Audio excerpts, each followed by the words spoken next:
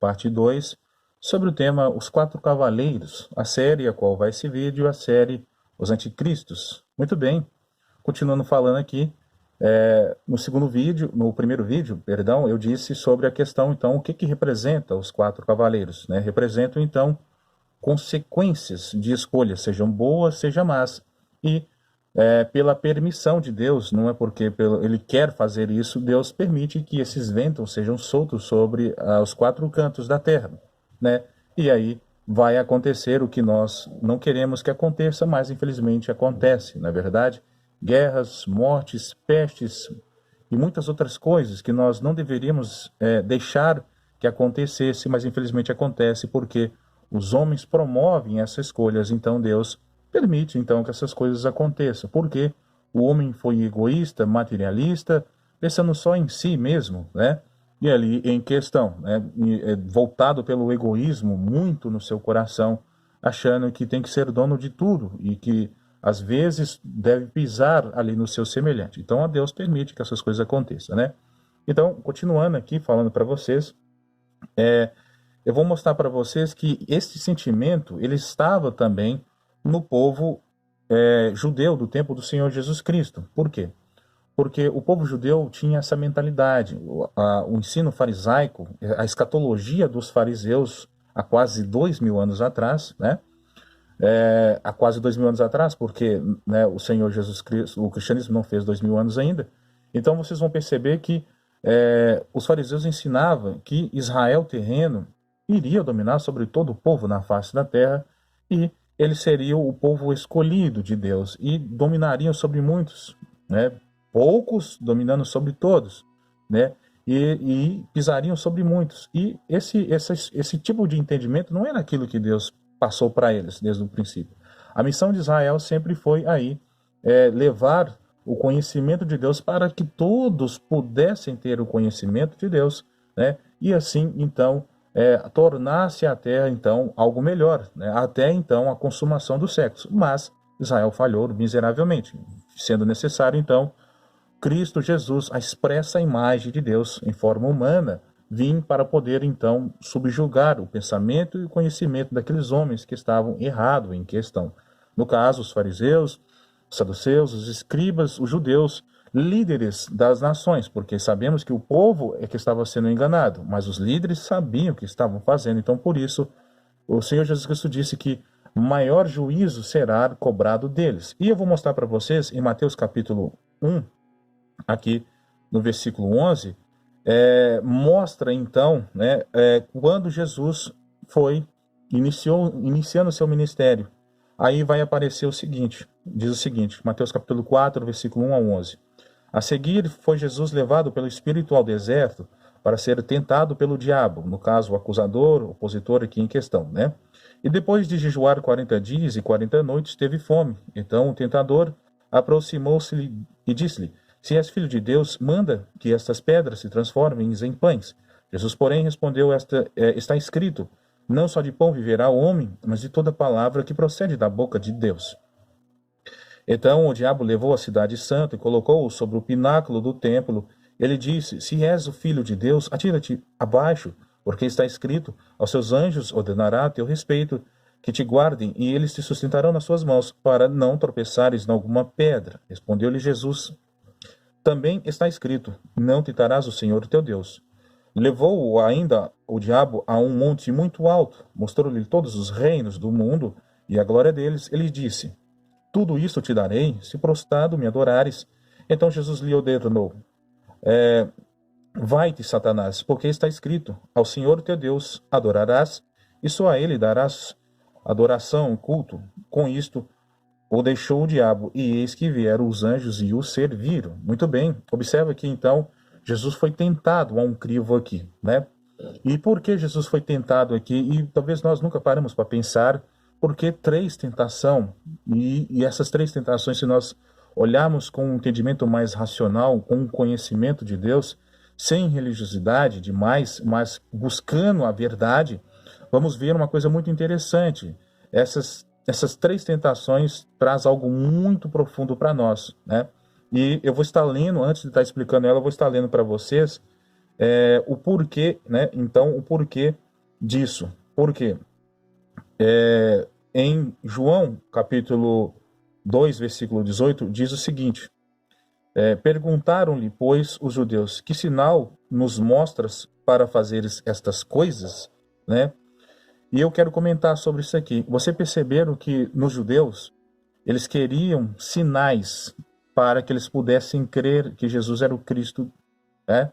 E Jesus mostrava sinais para eles, mas eles queriam sinais que eles estavam pedindo da forma deles, né? Isso é interessante, que voltando para Mateus capítulo 4, quando o Senhor Jesus foi tentado, o que Satanás quis de Jesus Cristo? Foi mostrando para ele o seguinte: mostra para mim um sinal, né? Ou seja, transforme essa pedra em pão, né? Mostra para mim um sinal, transforma em pão, né? Depois ele fala assim: lança desse pináculo para baixo, né? E não está escrito que aos teus anjos dar ordem a teu respeito, lança para baixo, mostrando outro sinal, mostra que os anjos estão aí, vai te vir te acolher, né? E depois, por fim, quis um outro sinal: adora-me, né? Porque você sabe que eu é que devo ser adorado. Aí Jesus disse para ele: não, né? Vai-te, Satanás, porque só o Senhor teu Deus adorarás. Por que Jesus tem essa disputa, este crivo contra o Satanás? Porque quando as pessoas lerem Satanás, diabo, as pessoas esquecem, muitas das vezes, que Satanás, diabo e o espírito do anticristo são as mesmas pessoas. E isso é interessante. Então, quem está tentando Jesus Cristo, além de ser Satanás, o diabo, é também o espírito do anticristo. Então, imagina se Jesus tivesse aceitado ali a oferta de Satanás. Então, na verdade, ele estaria se submetendo de fato à vontade dos judeus, porque não era isso que os judeus queriam, né? A todo momento que Jesus mostrasse o que eles estavam pedindo, mas Jesus não dava o que eles estavam querendo, porque eles estavam pedindo por causa do ego, do materialismo, né, em questão, mas Jesus mostrava aquilo que Deus pedia para que fosse feito, né? Não de forma individual, mas mostrando um coletivo para eles, né? Você percebe que Jesus, então, ali, Satanás, né, o espírito do anticristo, tentou o Cristo. Olha que interessante, o espírito do anticristo tentou o Cristo, né? E mostrando então que Jesus saiu vitorioso, porque se Jesus tivesse submetido a essas três coisas, de fato aconteceria uma coisa muito interessante. Jesus teria se tornado, sim, o Messias para eles naquele tempo, mas o reino ficaria ali simplesmente sujeito apenas a Israel, e as outras nações iam ficar sem a palavra de Deus, sem o entendimento de Deus, sem a misericórdia de Deus. Israel pisaria sobre as nações, e Jesus não veio para fazer isso. Jesus veio para dar o correto entendimento da palavra de Deus para todos, e não para poucos, né? Então, o espírito do anticristo, ao tentar Jesus, queria só para eles. E o que os judeus estavam querendo? O reino só para eles mesmo em questão, né?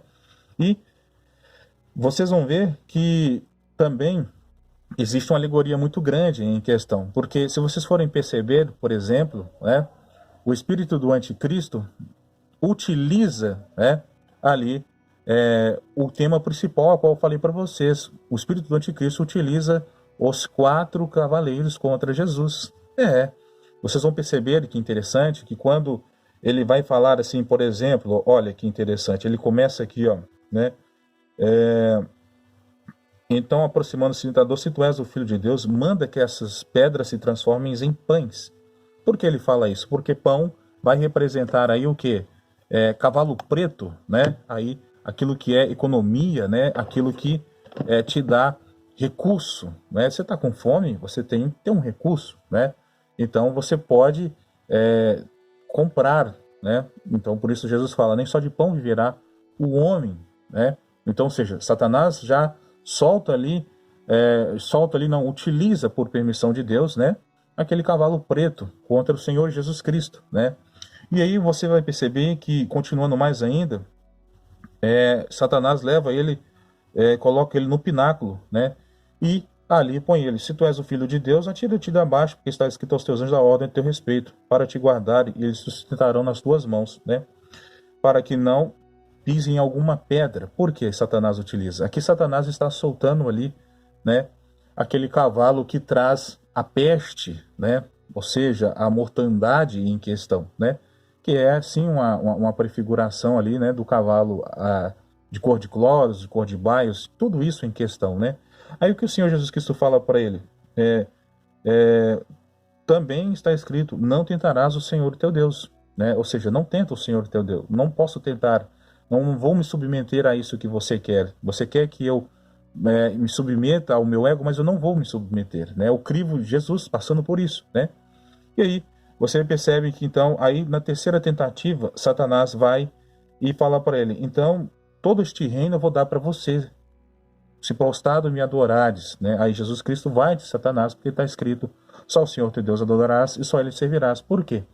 Satanás, então, por fim, como última cartada, ele se apresenta, então, ali como cavalo branco, né? Oferecendo para ele a adoração, a paz, né? A ciência, a consciência, né? Mas voltada do ego em questão. E aí o Senhor o reprova e fala assim, não vou te adorar, porque não é desta forma que eu vim. Eu estou parafraseando aqui, tá certo? Porque não é dessa forma que eu vim. Eu vim não para poucos, mas vim para todos em questão, né?